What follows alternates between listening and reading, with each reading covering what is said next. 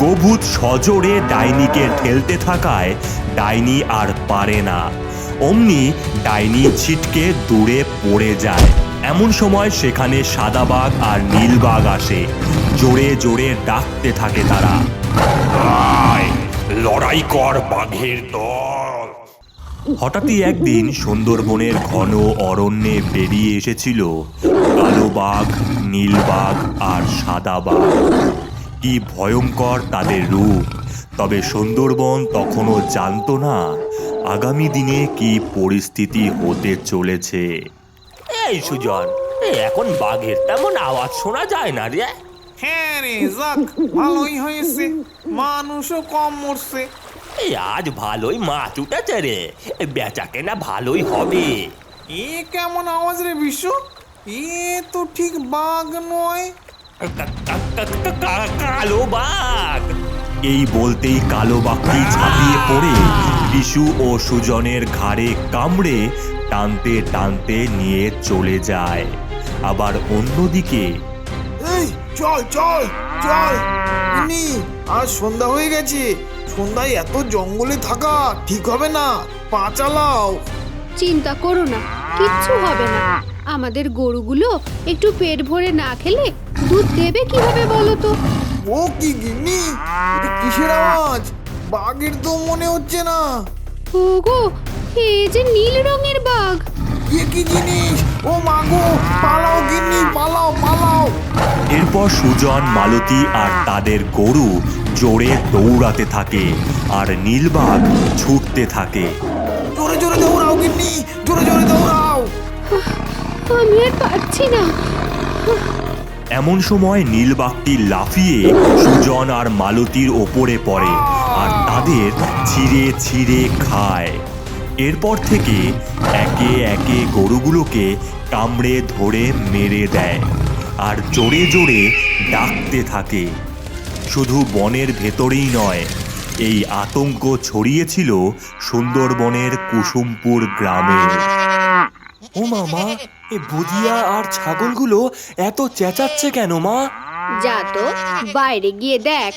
এরপর পাঁচু বাইরে বেরিয়ে বুধিয়ার কাছে যায় আর বলে, ওরে ওরে ওরে, কি দেখেছিস এমন যে এইভাবে চেঁচাচ্ছিস তোরা? এ থাম রে বুধিয়া, থাম থাম। এমন সময় সেখানে লাফিয়ে আসে সাদা বাঘ। ডাকতে থাকে, ও ও মাগো, এই যে সাদা সাদা বাঘ! কি হয়েছে রে পাঁচু? ও মা গো! এরপর সাদা বাঘটি লাফিয়ে পাঁচুর ওপর থাবা বসাতেই পাঁচু মারা যায়। পাঁচু!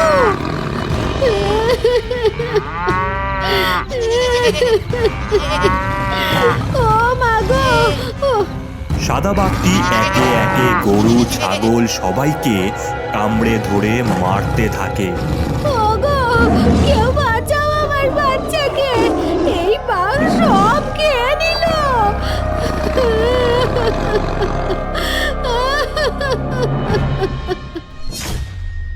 ওরে আমার কালু, নীলু, সাধু, কি নিয়ে এসেছিস রে?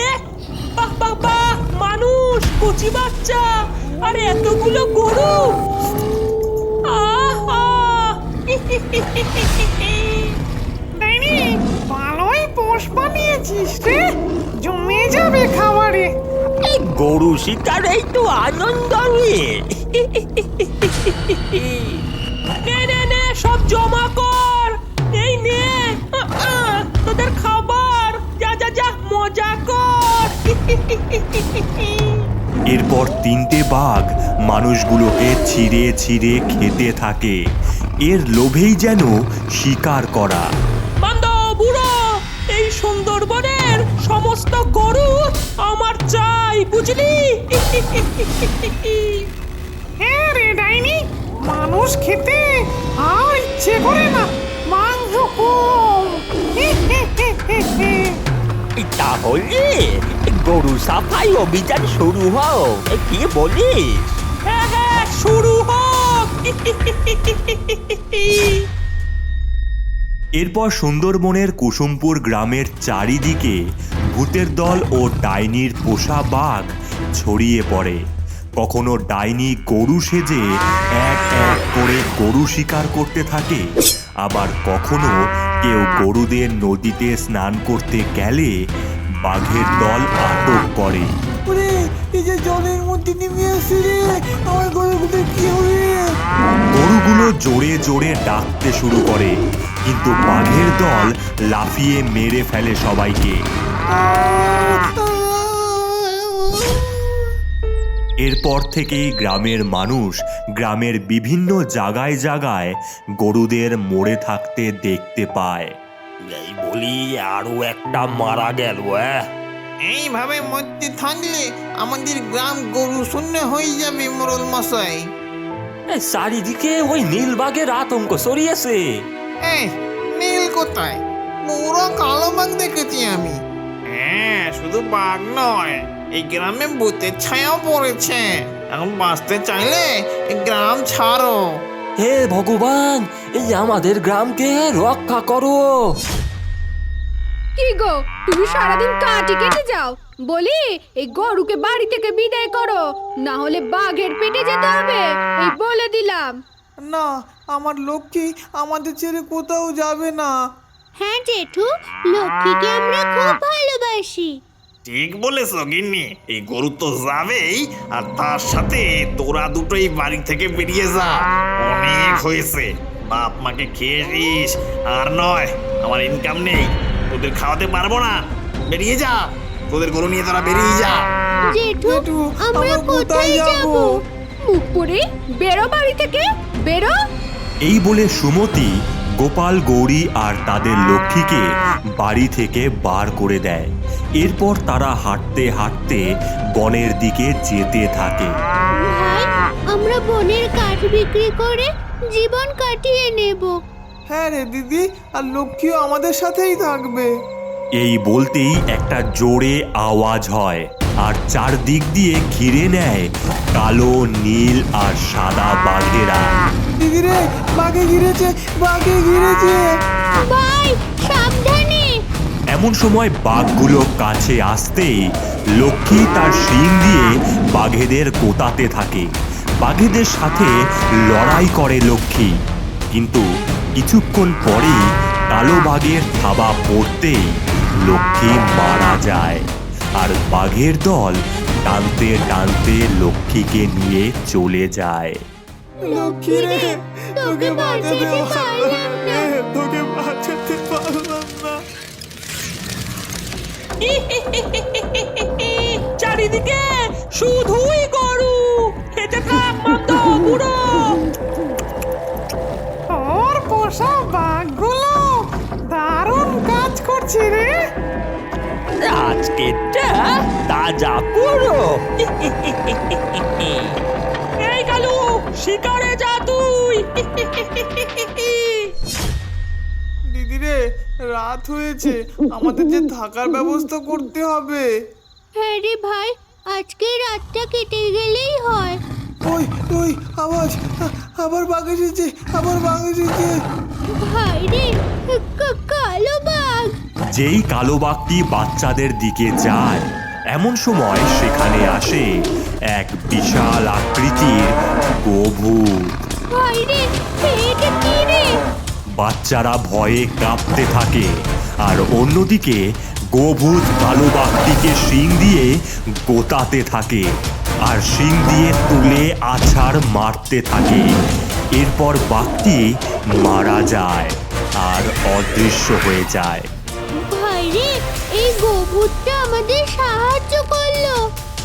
আমি লক্ষ্মী, আমায় ভয় পেও না তোমরা। আমি এই গ্রামের মানুষদের আর সমস্ত গরুদের বাঁচাবো ওই বাঘ আর ভূতেদের হাত থেকে। না না না, আমার কালুটা মরলো কিভাবে রে? কিছুই বুঝতে পারছি না তো। চল ডাইনি, গ্রামে গেলেই বুঝবো। তাহলে চল সবাই। এরপর সমস্ত ভূতেরা উড়ে কুসুমপুর গ্রামে যায়, আর যেতেই দেখতে পায় দুটো গরু দাঁড়িয়ে আছে, কিন্তু ভূতের দল বুঝতেই পারে না দূরে ঝোপের আড়ালে রয়েছে গোপাল আর গৌরী।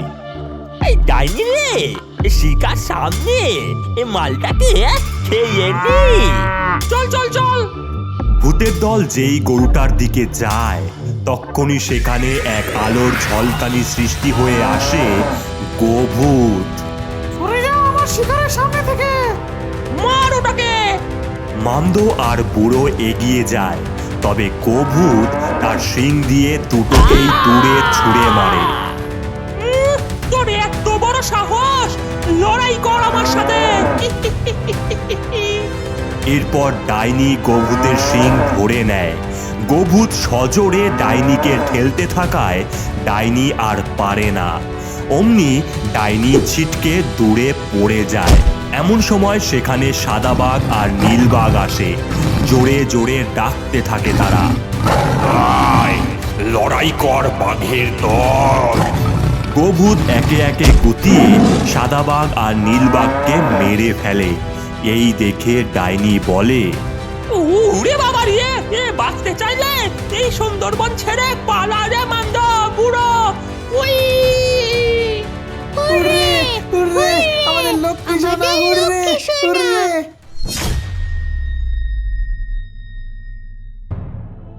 এই মুখপুরি, বাড়িতে ঢুকেছিস কেন? বেরিয়ে যা বাড়ি থেকে, বেরিয়ে যা। এমন সময় সেখানে আসে গোভূত আর তেড়ে যায় তাদের দিকে। ও মা গো, মেরে ফেললো ভূতে, কেউ বাঁচা। চার চার আমাদের চার।